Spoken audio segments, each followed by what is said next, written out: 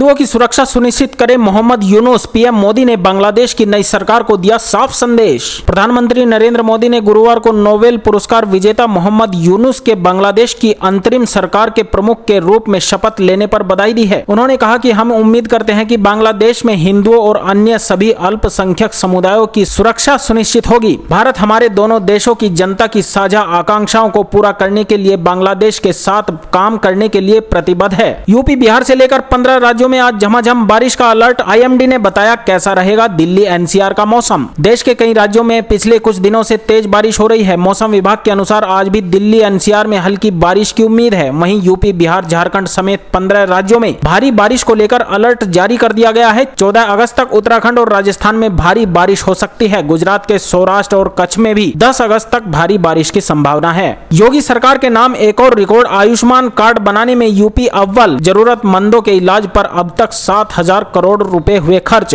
उत्तर प्रदेश सरकार गरीब और जरूरतमंदों के इलाज में अब तक 7,000 करोड़ रुपए से अधिक धनराशि खर्च कर चुकी है। अधिकृत सूत्रों ने बताया कि पूरे देश में उत्तर प्रदेश ही ऐसा राज्य है जहां सबसे ज्यादा आयुष्मान कार्ड धारक हैं। प्रदेश की गरीब जनता और जरूरतमंद को योजना का लाभ देने के लिए प्रतिबद्ध योगी सरकार 5 करोड़ से अधिक आयुष्मान कार्ड बनाकर पूरे देश में नंबर 1 है। यह उपलब्धि प्रदेश के पास विगत कई वर्षों से है। 13 साल की हरिणी श्री ने वायनाड के लिए जुटाया धन। लगातार 3 घंटे तक किया भरतनाट्यम। सीएम विजयन ने की मुलाकात। तमिलनाडु की 13 वर्षीय बालिका हरिणी श्री ने केरल के वायनाड भूस्खलन से प्रभावित लोगों के लिए धन जुटाने के लिए लगातार 3 घंटे तक भरतनाट्यम नृत्य किया। हरिणी ने गुरुवार को मुख्यमंत्री आपदा राहत कोष में अपनी बचत सहित 15,000 रुपए दान किए हैं। केरल के मुख्यमंत्री पिनाराई विजयन ने लड़की से मुलाकात की और उसे आशीर्वाद दिया। जल्द दिखने लगेगा मोबाइल पर कॉल करने वाले का नाम। मंत्री बोले सुविधा के लिए उठाए जा रहे हैं आवश्यक कदम। संचार राज्य मंत्री पेम्मा सानी चंद्रशेखर ने राज्यसभा में लिखित उत्तर में कहा कि दूर संचार सेवा प्रदाताओं द्वारा सीएनपी के कार्यान्वयन का परीक्षण और मूल्यांकन शुरू करने के लिए सरकार ने आवश्यक कदम उठाए हैं। इस सुविधा के जरिए कॉल करने वाले के नाम का पता चल सकेगा। इससे अज्ञात या स्पैम कॉल को रोका जा सकेगा। इस सुविधा के शुरू होने के बाद ट्रू कॉलर जैसे ऐप की जरूरत नहीं पड़ेगी। नीरज चोपड़ा की जीत पर सीएम योगी ने दी बधाई। कहा 140 करोड़ भारतीयों को आप पर गर्व। बीते गुरुवार को पेरिस ओलंपिक में पुरुषों की भाला फेंक स्पर्धा में जब नीरज चोपड़ा ने रजत पदक जीता तो मुख्यमंत्री योगी आदित्यनाथ ने भारतीय एथलीट की प्रशंसा करते हुए कहा कि 140 करोड़ भारतीयों को नीरज चोपड़ा पर गर्व है। योगी आदित्यनाथ ने एक्स पर लिखा, शानदार रजत, आपको हार्दिक बधाई नीरज चोपड़ा जी। 140 करोड़ भारतीयों को आप पर गर्व है। जय हिंद। विश्व युद्ध के करीब दुनिया संभाल नहीं पाएगी।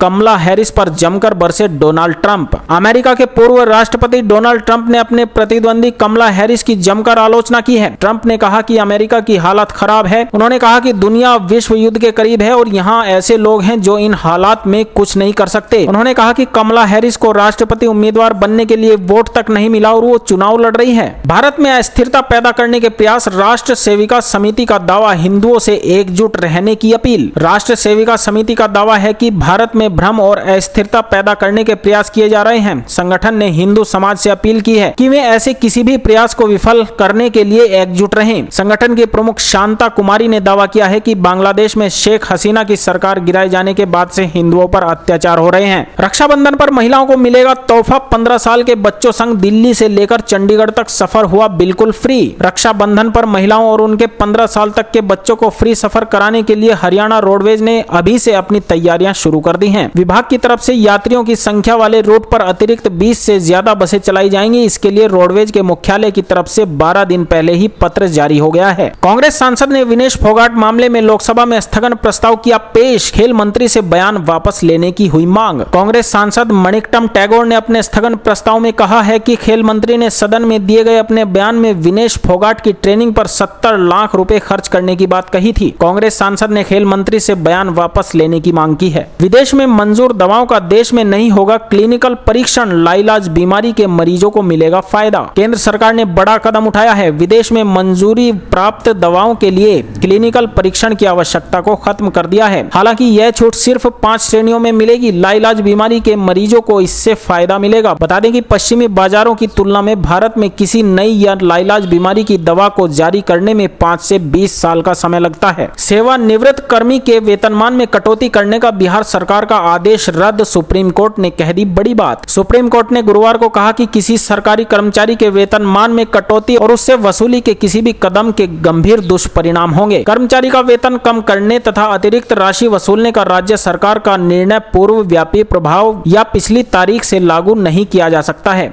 शीर्ष अदालत ने सेवानिवृत्त कर्मचारी की अपील पर अपना बड़ा फैसला सुनाया। वित्त मंत्री सीतारमण का आम आदमी पार्टी पर बड़ा हमला, बोली दोषपूर्ण आबकारी नीति से दिल्ली के खजानों को हुआ है बड़ा नुकसान। वित्त मंत्री निर्मला सीतारमण आम आदमी पार्टी नेता संजय सिंह द्वारा लगाए गए आरोपों का जवाब दे रही थी, जिसमें दिवालिया समाधान प्रक्रिया से गुजर रहे लोगों में वित्तीय संस्थानों द्वारा कथित तौर पर भारी कटौती करने का आरोप भी शामिल है। सीतारमण ने जोर देकर कहा कि प्रक्रिया पारदर्शी है और उन्होंने दिवालिया समाधान प्रणाली का भी जिक्र किया है। इस दौरान संजय सिंह सदन में मौजूद नहीं थे। सीएम योगी ने की शिक्षित प्रशिक्षित युवाओं के लिए स्वरोजगार योजना शुरू करने की घोषणा। उत्तर प्रदेश के शिक्षित और प्रशिक्षित युवाओं को स्वरोजगार से जोड़ने के लिए मुख्यमंत्री योगी आदित्यनाथ ने मुख्यमंत्री युवा उद्यमी विकास अभियान आरंभ करने के निर्देश दे दिए हैं। इसके तहत अगले 10 वर्षों के दौरान 10 लाख युवाओं को स्वरोजगार से जोड़ने का लक्ष्य है। हमास नेता हानिया की हत्या के बाद ईरान इजराइल में बढ़ा तनाव, भारत ने पश्चिम एशिया में शांति का किया आह्वान। ईरान में हमास के नेता इस्माइल हानिया की हत्या के बाद ईरान द्वारा इजराइल पर जवाबी हमले की आशंका के बीच भारत ने संयम बरतने का आह्वान किया है। भारत ने कहा कि पश्चिम एशिया की स्थिति हमारे लिए अत्यंत चिंताजनक है। लेबनान में करीब 3000 भारतीय नागरिक हैं, ईरान में 10,000 भारतीय हैं। वहां हमारे दूतावासों ने लोगों को सतर्क रहने के लिए परामर्श जारी कर दिए हैं।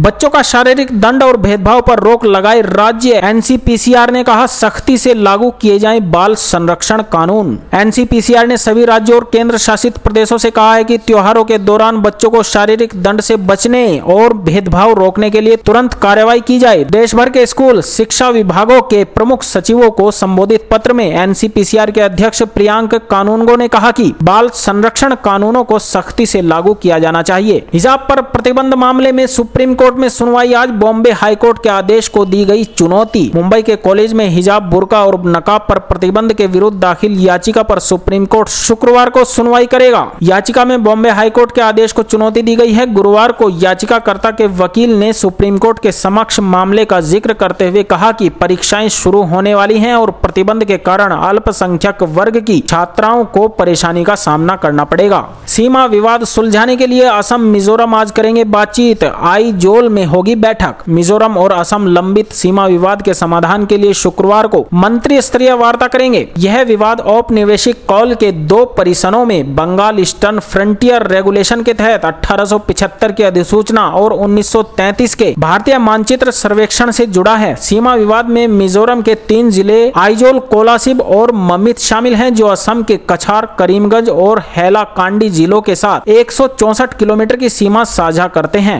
धार्मिक उत्सव की होर्डिंग में लगी मियां खलीफा की फोटो, सिर पर रखे दिखी दूध का बर्तन। शायद ही कोई ऐसा हो जो मियां खलीफा को न जानता हो। ऐसे में उनकी तस्वीर का तमिलनाडु के कुरुविमलाई में एक धार्मिक उत्सव की होर्डिंग में लगना चर्चा का विषय बनना लाजमी है। जिसने भी यह होर्डिंग देखी वह हैरान रह गया। देखते ही देखते होर्डिंग की फोटो और वीडियो इंटरनेट मीडिया पर वायरल हो गई। इसके बाद पुलिस हरकत में आई और होर्डिंग को हटवाया। भारतीयों की वापसी में मदद कर रहे हैं बांग्लादेशी अधिकारी। नागरिकों को पहुंचाया जा रहा है सुरक्षित सीमा पर। बांग्लादेश के कई शहरों में स्थिति अभी भी असामान्य बनी हुई है। हिंदुओं पर निशाना बनाया जा रहा है। इस बीच बांग्लादेश की सेना और वहां के प्रशासनिक अधिकारी भारतीयों को अपने देश लौटने में मदद कर रहे हैं। भारतीय उच्चायोग बांग्लादेश की सेना के संपर्क में है। इस कारण बांग्लादेशी अधिकारियों ने हर संभव मदद का आश्वासन दिया है। कानून व्यवस्था पर सीएम योगी आदित्यनाथ ने अधिकारियों संघ की बैठक। रक्षाबंधन महिला सुरक्षा पर दिए ये दिशा निर्देश। उत्तर प्रदेश के मुख्यमंत्री योगी आदित्यनाथ ने राज्य प्रशासन के वरिष्ठ अधिकारियों के साथ बैठक कर प्रदेश की कानून व्यवस्था तथा लोक कल्याणकारी कार्यक्रमों की समीक्षा की है। बैठक में बाढ़ की वर्तमान स्थिति में राहत एवं बचाव कार्यों तैयारियों को बेहतर करने और त्योहारों के आयोजन के संबंध में तैयारियों की गहन समीक्षा की है और आवश्यक दिशा निर्देश दिए हैं। रिलायंस ने एक साल में भरा 1,86,000 करोड़ से अधिक का टैक्स, 20 लाख करोड़ हुई मार्केट वैल्यू। जाने माने उद्योगपति मुकेश अंबानी की कंपनी रिलायंस इंडस्ट्री ने वित्त वर्ष 2023-24 में कुल 1,86,440 करोड़ का टैक्स सरकार के खजाने में टैक्स के तौर पर जमा कराया है। यह पिछले साल के मुकाबले 9,000 करोड़ रुपए से अधिक है। तंबाकू और पान मसाला कंपनियों पर बड़ी कार्रवाई की तैयारी अगर नहीं किया ये काम तो लगेगा भारी जुर्माना।